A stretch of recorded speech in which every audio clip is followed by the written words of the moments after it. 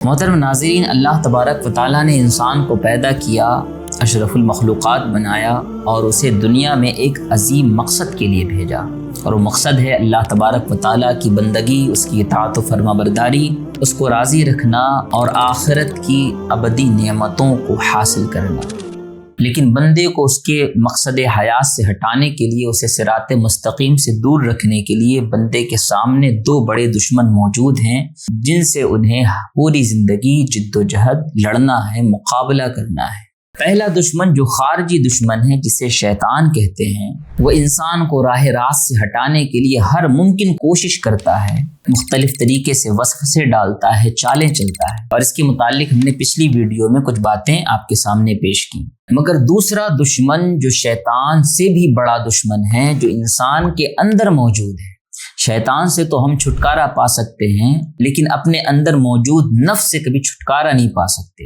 یہ نفس خواہشات اور شہوات کی طرف مائل کر کے، گناہوں کی طرف مائل کر کے انسان سے اللہ کی نافرمانی کرواتا ہے۔ مگر ایک مومن بندہ اپنے اس نفس سے لڑتا ہے، اس کی مخالفت کرتا ہے، اس کے خلاف ہمیشہ کوشش کرتا ہے، اور اسی مخالفت، لڑائی اور اس کوشش کا نام مجاہدہ نفس ہے، نفس سے جہاد کرنا، اور اپنے اس نفس کو گناہوں سے اور معصیت سے پاک رکھنے کا نام تزکیہ نفس ہے۔ اور اللہ تبارک و تعالیٰ نے بندوں کو نفس کے رذائل سے پاک رکھنے کے لیے کتابیں نازل فرمائی، انبیاء کرام کو بھیجا کہ وہ بندوں کو بتائیں کہ ان کے نفس کے کیا رذائل ہیں، تاکہ بندہ اس سے بچ سکے۔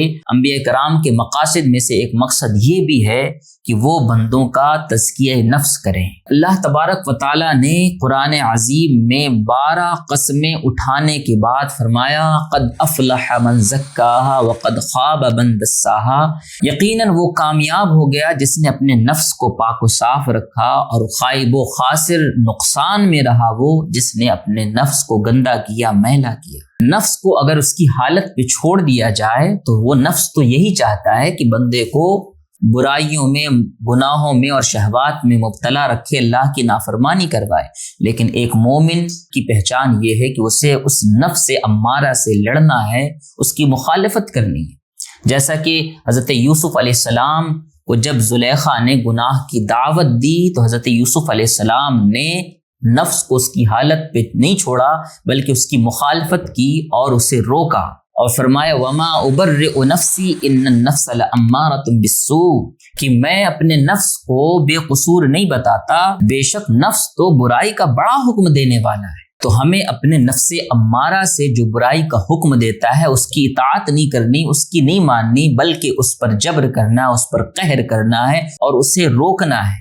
اس نفس کی لگام آپ کے ہاتھ میں ہے۔ اگر وہ آپ کو معصیت کی طرف، شہوات کی طرف لے جائے تو آپ کو اس کی لگام کھینچنی ہے اور اسے روکنا ہے۔ اسی کو جہاد نفس کہتے ہیں۔ اور اللہ تبارک و تعالیٰ نے بشارت دیتے ہوئے ارشاد فرمایا وَأَمَّا مَنْ خَافَ مَقَامَ رَبِّهِ وَنَهَى النَّفْسَ عَنِ الْهَوَىٰ فَإِنَّ الْجَنَّةَ هِيَ الْمَأْوَىٰ، تو جو اللہ کے حضور کھڑے ہونے سے ڈر گیا اور اپنے نفس کو خواہشات سے، شہوات سے دور رکھا، تو بے شک جنت اس کا ٹھکانہ ہے۔ اور اس نفس جہاد، اس نفس کے خلاف لڑائی کب تک کرنی ہے؟ جب تک ہماری آخری سانس ہے۔ اللہ تبارک و تعالیٰ قرآن عظیم میں ارشاد فرماتا ہے وَاعْبُدْ رَبَّكَ حَتَّى يَأْتِيَكَ الْيَقِينُ، کہ اپنے رب کی بندگی کرو جب تک کہ یقین نہ آ جائے، یعنی جب تک موت نہ آ جائے۔ نفس اور شیطان کی بندگی، اطاعت نہیں، اس کے حکموں کو نہیں ماننا ہے، اللہ کی بندگی اور اطاعت کرنی ہے۔ کب تک؟ جب تک ہماری آخری سانس باقی ہے۔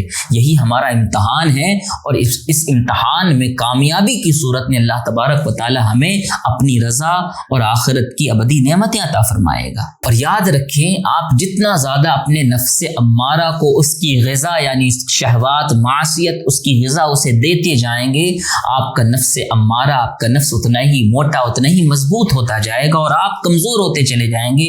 آپ کی روحانیت کمزور ہوگی، آپ ترقی کرنے کے بجائے تنزلی کی طرف جائیں گے، اور اللہ کے مقام قرب میں پہنچنے کے بجائے اللہ سے اتنے ہی دور ہوتے چلے جائیں گے۔ لیکن جب آپ اپنے نفس پر قہر کریں گے، جبر کریں گے، اس کی مخالفت کریں گے، نفس کے خلاف جہاد کریں گے، تو آپ روحانی طور پر قوی ہوں گے، ایمان آپ کا مضبوط ہوگا، اور آپ کا نفس کمزور ہوتا چلا جائے گا۔ اور یاد رکھیں، اللہ کی رضا اور اللہ کا قرب بغیر نفس جہاد کیے ممکن ہی نہیں۔ حضرت بایزید بستامی رحمۃ اللہ تعالی علیہ جب اللہ کے مقام قرب میں پہنچے تو اللہ کی بارگاہ میں عرض کیا، یا ربی کیف الوصول الیک، اے میرے رب تجھ تک کیسے پہنچا جائے، تیرا قرب کیسے حاصل کیا جائے؟ جواب آیا، اترک نفسک وتعال، اپنے نفس کو ترک کر دو، اپنے نفس کو چھوڑ دو اور میرا قرب حاصل کر لو اور میری بارگاہ میں آ جاؤ۔ تو یہ نفس امارہ، یہ نفس ہی حجاب ہے اللہ اور بندے کے درمیان۔ ہمیں اس نفس سے لڑ کر اس نفس کو ختم کر کے اپنے رب کا قرب حاصل کرنا ہے۔ اور یہ نفس ہمارا سب سے بڑا دشمن ہے۔ اللہ کے نبی صلی اللہ تعالی علیہ وسلم نے فرمایا، المجاہد من جاہد نفسہ فی سبیل اللہ، کہ مجاہد وہ ہے جو اپنے نفس سے جہاد کرتا رہے اللہ کی راہ میں۔ اور ایک اور حدیث ملتی ہے جس کا مفہوم یہ ہے کہ جب صحابہ کرام جنگ سے غزوہ سے واپس ہوئے تو اللہ کے نبی صلی اللہ تعالی علیہ وسلم نے ارشاد فرمایا کہ ہم جہاد اصغر، چھوٹے جہاد سے بڑے جہاد کی طرف پلٹ آئے۔ تو صحابہ نے پوچھا، یا رسول اللہ یہ بڑا جہاد کیا ہے؟ تو حضور نے فرمایا، نفس سے جہاد کرنا، کہ وہاں تو میدان جنگ میں ایک سامنے دشمن موجود ہے جس سے ہمیں چند لمحے کے لیے مقابلہ کرنا ہے، یا تو اسے فنا کر دینا ہے یا خود فنا ہو جانا، دونوں میں بندہ کامیاب ہو گیا۔ لیکن ہر لمحہ، ہر روز، ہر سیکنڈ ہمیں اپنے انچھپے ہوئے دشمن یعنی نفس امارہ سے جہاد کرنا ہے، کوشش کرنا ہے۔ اللہ تبارک و تعالیٰ قرآن پاک میں ارشاد فرماتا ہے، والذین جاہدوا فینا لنہدینہم سبلنا۔ اکثر مفسرین فرماتے کہ یہ سورت سورہ مکیہ ہے، مکے میں نازل ہوئی، اور مکے میں جہاد بالسیف کا حکم نازل نہیں ہوا تھا، جس سے مراد یہ ہے کہ جہاد بالنفس جو کرتا رہے اللہ کی بارگاہ میں، تو اللہ فرماتا ہے ہم ضرور انہیں اپنے راستے عطا کر دیں گے۔ یاد رکھیں، نفس کی 3 حالتیں ہوتی ہیں۔ پہلا ہے نفس امارہ، اس کے بعد ہے نفس لوامہ، اور پھر تیسری حالت ہے جو سب سے اعلیٰ مرتبہ ہے، مقام ہے نفس کا، وہ ہے نفس مطمئنہ۔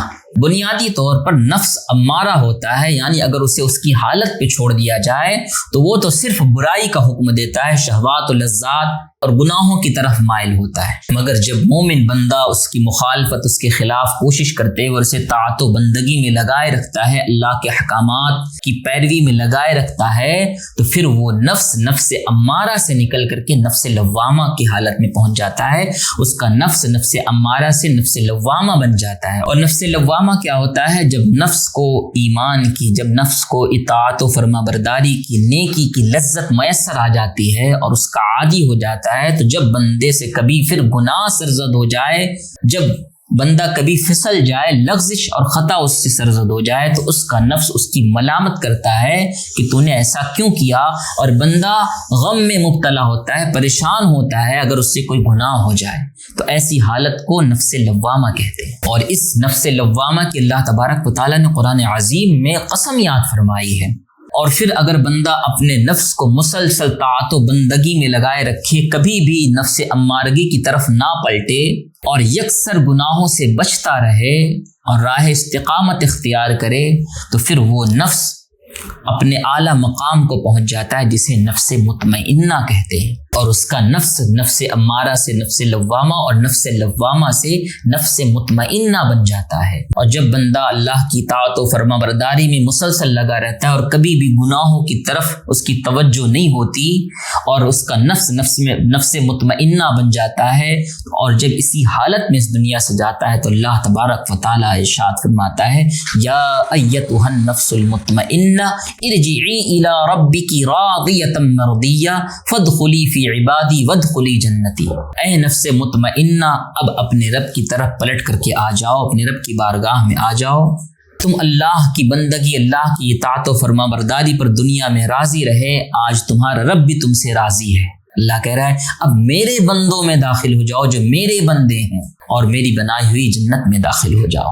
اسی لیے ہمیشہ ہمیں اپنے نفس کا محاسبہ کرنا چاہیے۔ جب کوئی لغزش، کوئی خطا، کوئی گناہ ہو جائے، اپنے نفس کا محاسبہ کرے کہ میں نے یہ گناہ کیوں کیا، مجھ سے یہ گناہ کیوں سرزد ہوا، کس وجہ سے ہوا، اور میں اس سے کیسے بچوں۔ اللہ کے نبی صلی اللہ تعالی علیہ وسلم نے ارشاد فرمایا الکیس من دان نفسہ، کہ عقل مند وہ شخص ہے جو اپنے نفس کا محاسبہ کرتا رہے۔ اور حضرت عمر رضی اللہ تعالی عنہ نے ارشاد فرمایا حاسب نفسک قبل ان تحاسبوا، اپنے نفس کا احتساب کرو، محاسبہ کرو، اس سے پہلے کہ کل قیامت کے دن تمہارا حساب کیا جائے، اس سے پہلے کہ وہ حساب کا دن آئے اپنے آپ کا محاسبہ کر لو۔ اسی طرح ناظرین محترم صوفیاء کرام فرماتے ہیں کہ نفس جہاد کرنے میں، مجاہدہ نفس میں بندے کو سب سے پہلے اپنے نفس کے خلاف جو جہاد کرنا ہے اور اسے جس چیز پہ سب سے پہلے لگانا ہے وہ فرائض کی ادائیگی ہے۔ سب سے پہلے اپنے نفس پر قہر کریں فرائض کی ادائیگی میں، اور جب فرائض کی ادائیگی حاصل ہو جائے پھر اسے سنن و نوافل کی ادائیگی میں لگائیں، اور اپنے نفس سے سنن و نوافل کی ادائیگی میں جہاد کریں، اس کے خلاف کوشش کریں۔ اور بہت سی مشہور حدیث قدسی ہے کہ اللہ تبارک و تعالیٰ فرماتا ہے کہ جو میرے کسی ولی سے دشمنی رکھے تو میں اس سے جنگ کا اعلان کرتا ہوں۔ پھر اللہ تبارک و تعالیٰ فرماتا ہے کہ جن چیزوں سے بندہ میرا سب سے زیادہ قرب حاصل کرتا ہے وہ محبوب چیز، وہ فرائض ہیں جو میں نے ان پر فرض کیے ہیں۔ یعنی بندہ اللہ کا قرب حاصل کرنا چاہتا ہے تو اپنے نفس کے خلاف جہاد کرتا رہے فرائض کی ادائیگی میں۔ پھر اللہ تبارک و تعالیٰ فرماتا ہے پھر وہ نوافل کی کثرت سے میرا قرب حاصل کر لیتا ہے اور اتنا مقرب بن جاتا ہے اللہ کا کہ اللہ فرماتا ہے پھر میں اس سے محبت کرنے لگتا ہوں۔ یعنی پھر بندہ فرائض کی ادائیگی کے بعد پھر نوافل کی طرف بڑھتا ہے اور نوافل کی کثرت کرتا رہتا ہے، اور جب اس حالت کو پہنچتا ہے تو اللہ تبارک و تعالیٰ ایسے شخص کو اپنا محبوب بنا لیتا ہے۔ اور جب کسی شخص کو اللہ محبوب بنا لے، کسی شخص سے اللہ محبت کرنے لگے تو اللہ فرماتا ہے پھر میں اس کے کان بن جاتا ہوں جس سے وہ سنتا ہے، میں اس کی آنکھیں بن جاتا ہوں جس سے وہ دیکھتا ہے، میں اس کے ہاتھ بن جاتا ہوں جس سے وہ پکڑتا ہے، میں اس کے پیر بن جاتا ہوں جس سے وہ چلتا ہے۔ اللہ تبارک و تعالیٰ جسم و جسمانیات سے پاک ہے، منزہ ہے، لیکن اس حدیث کا مفہوم ایک تو یہ شارحین حدیث نے بیان فرمایا کہ اس کی ہر چیز میں، اس کے سننے میں، اس کے دیکھنے میں، اس کے چلنے میں، اس کی ہر کوشش میں صرف اللہ کی رضا مقصود ہوتی ہے، اس کے مد نظر صرف اللہ تبارک و تعالیٰ ہوتا ہے۔ اور دوسرا یہ کہ اللہ تبارک و تعالیٰ اس کی ہر چیز میں اللہ تبارک و تعالیٰ کی قدرت کاملہ شامل ہو جاتی ہے۔ پھر سننا اس کا ہوتا ہے، قدرت خدا کی ہوتی ہے، دیکھنا اس کا ہوتا ہے، قدرت خدا کی ہوتی ہے۔ اور ایسے ہی مقرب بندوں کو اولیاء کرام کہا جاتا ہے جن کے بارے میں اللہ نے فرمایا کہ اللہ تبارک و تعالیٰ ان سے محبت کرنے لگتا ہے، اور ایسی محبت کہ اللہ فرماتا ہے کہ جس نے میرے کسی ولی سے دشمنی رکھی، بغض رکھا، تو میں اس سے اعلان جنگ کرتا ہوں، یعنی وہ اللہ کا دشمن بن جاتا ہے۔ جن چیزوں کی ادائیگی فرض ہے اور جن چیزوں سے بچنا فرض ہے اس کا علم حاصل کرنا بھی بندے پر فرض ہے، اور بندے کو نفس جہاد سب سے پہلے ان چیزوں کے علم حاصل کرنے پر کرنا ہے۔ حضرت بایزید بستامی رضی اللہ تعالیٰ عنہ فرماتے ہیں عملت فی المجاہدۃ 30 سنہ، کہ میں نے 30 سال تک مجاہدہ نفس کیا، نفس جہاد کیا۔ فما وجدت شیئا اشد علی من العلم ومتابعته، تو میں نے علم حاصل کر کر اس کی مطابعت، اس پر عمل کرنے سے زیادہ سخت مجاہدہ اور کسی چیز کو نہ پایا۔ یعنی سب سے سخت مجاہدہ یہی ہے کہ بندہ علم حاصل کرے اور اس کے مطابق عمل پیرا ہو جائے۔ اب مجاہد نفس کو اس مثال سے سمجھیں کہ ایک گھوڑا ہے جس کے اوپر آپ سوار ہیں اور آپ کے سامنے ایک بڑی دور کی منزل ہے، آپ اس گھوڑے کے بغیر اس منزل کو طے نہیں کر سکتے، لیکن راستے میں کچھ ایسے درخت ہیں جو اس گھوڑے کو تقویت، اس کو طاقت و توانائی عطا کرتے ہیں۔ دوسری طرف کچھ ایسے درخت ہیں جو دیکھنے میں تو خوبصورت ہیں لیکن اگر وہ گھوڑا اس کو کھا لے وہ کمزور ہو جائے گا یا ہلاک ہو جائے گا، آپ منزل تک سفر نہیں کر سکتے۔ لیکن اس گھوڑے کی لگام آپ کے ہاتھ میں ہے، گھوڑا نہیں جانتا کہ کیا خیر ہے کیا شر ہے، لیکن آپ کو معلوم ہے۔ اب آپ کے ہاتھ میں جو لگام ہے اس لگام کو کبھی بھی ایسے درخت کی طرف، ایسے پودے کی طرف نہیں جانے دینا اپنے اس گھوڑے کو جو اس کو نقصان پہنچائے یا اس کو ہلاک کرے، بلکہ ایسی چیزوں کی طرف اس گھوڑے کو لگانا ہے جو اسے طاقت و توانائی عطا کرے کہ آپ کا سفر آسان ہو اور وہ منزل آپ طے کر سکیں۔